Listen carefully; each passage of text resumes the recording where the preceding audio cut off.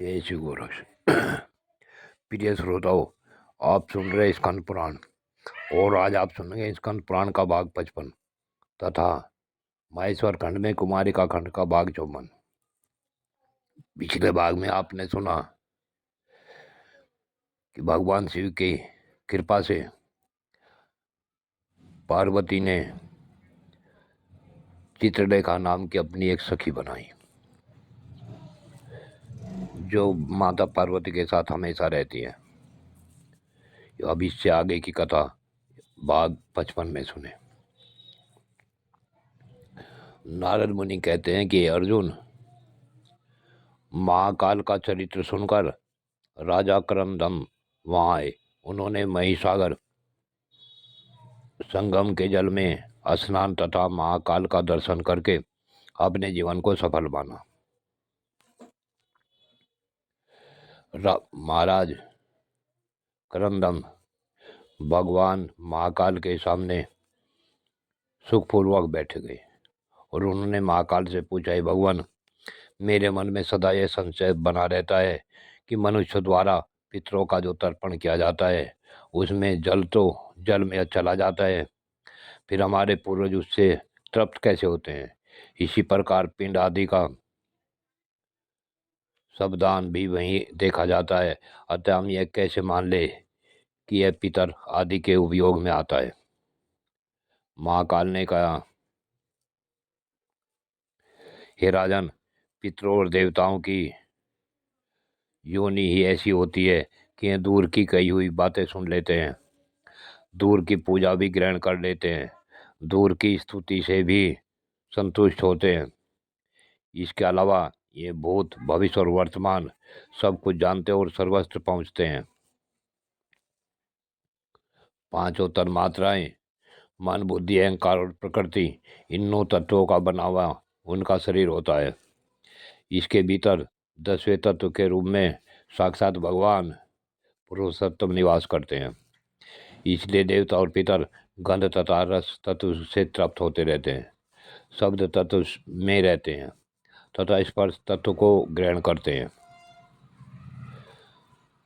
संपूर्ण देवताओं की शक्तियाँ अचिंत एवं ज्ञानगम्य है, अतः वे अनूर उसका सार तत्व ही ग्रहण करते हैं। से जो स्थूल वस्तु है वह यहीं स्थित देखी जाती है।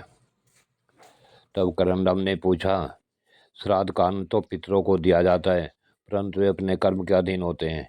यदि ये स्वर्ग अथवा नरक में हो तो श्राद्ध का उपभोग कैसे कर सकते हैं, और वैसी दशा में वे वरदान देने में भी कैसे समर्थ हो सकते हैं।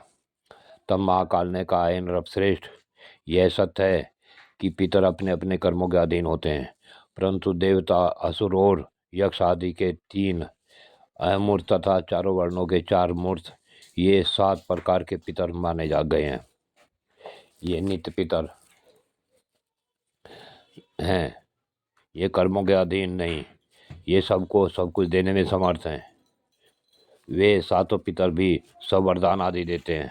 उनके अधीन अत्यंत प्रबल 21 गण होते हैं।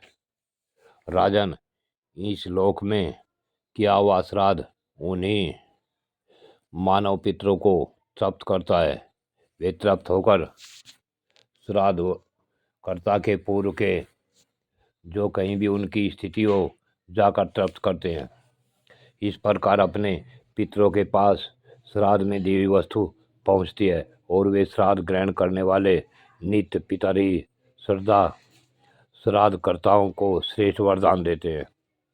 राजा ने पूछा, हे विप्रवर, जैसे भूत आदि को उन्हीं के नाम से कहकर कोई वस्तु दी जाती है, उसी प्रकार देवता आदि को संक्षिप्त में क्यों नहीं दिया जाता? अन्न आदि के प्रयोग द्वारा विस्तार क्यों किया जाता है? तब महाकाल ने कहा, हे राजन, सदा सबके लिए उचित प्रतिष्ठा करनी चाहिए। उचित प्रतिष्ठा के बिना दी हुई कोई वस्तु वे देवता आदि ग्रहण नहीं करते। घर के दरवाजे पर बैठा हुआ कुत्ता जिस प्रकार ग्रास फेंका हुआ टुकड़ा ग्रहण करता है, क्या कोई श्रेष्ठ पुरुष भी उसी प्रकार ग्रहण करता है? इसी प्रकार भूत आदि की भांति देवता कभी अपना भाग ग्रहण नहीं करते। ये पवित्र भोगों का सेवन करने वाले तथा निर्मल है। अतः श्रद्धालु पुरुष के द्वारा बिना मंत्र के दिया हुआ जो कोई द्रव भाग होता है उसे वे स्वीकार नहीं करते। सब मंत्र ही देवता हैं। विद्वान पुरुष जो जो कार्य मंत्र के साथ करता है उसे यह देवताओं के द्वारा ही संपन्न करता है। मंत्रोच्चारण पूर्वक जो कुछ देता है वह देवताओं द्वारा ही देता है। मंत्र पूर्वक जो कुछ ग्रहण करता है वह देवताओं का द्वारा ही ग्रहण करता है। इसलिए मंत्रोच्चार किए बिना मिला हुआ प्रतिग्रह न स्वीकार करें। बिना मंत्र के जो कुछ किया जाता है वह प्रतिष्ठित नहीं होता। वैसे दान से दाता को कोई फल नहीं मिलता, इसलिए सभी युगों में इसी प्रकार तिल, अक्षत, कुश और जल के साथ दान दिया जाता है। राजा बोले, ब्राह्मण, मैं चारों युगों की व्यवस्था को यथार्थ रूप से सुनना चाहता हूँ। तब महाकाल ने कहा, अब चारों युगों में जो युग का प्रधान आचार है उसका वर्णन करता हूँ। कृतयुग यानी सतयुग में ध्यान प्रधान है। त्रेता में यज्ञ को ही प्रधान कहा जाता है। द्वापर में सत्य बर्ताव ही प्रधान धर्म है तथा कलयुग में दान ही सर्वोत्तम धर्म बताया गया है। अब मैं आपको पुराणों के बारे में बताता हूँ।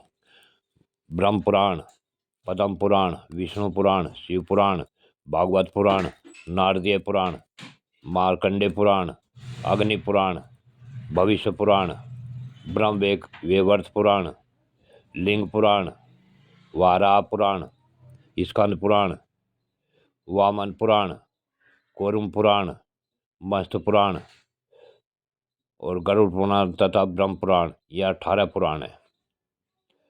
अब इस महावाराह कल्प में होने वाले व्यासों के नाम सुनो।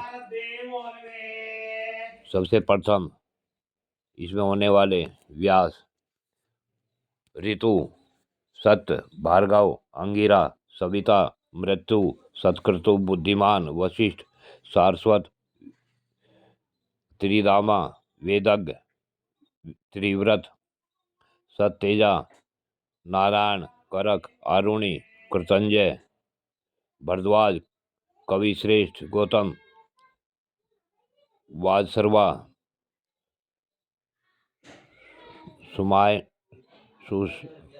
सुषमायण मुनि, तृणबिंदु, ऋक्ष, शक्ति, पराशर, जातुकर्ण, विष्णुरूप और साक्षात द्वैपायन मुनि तथा स्वधामा।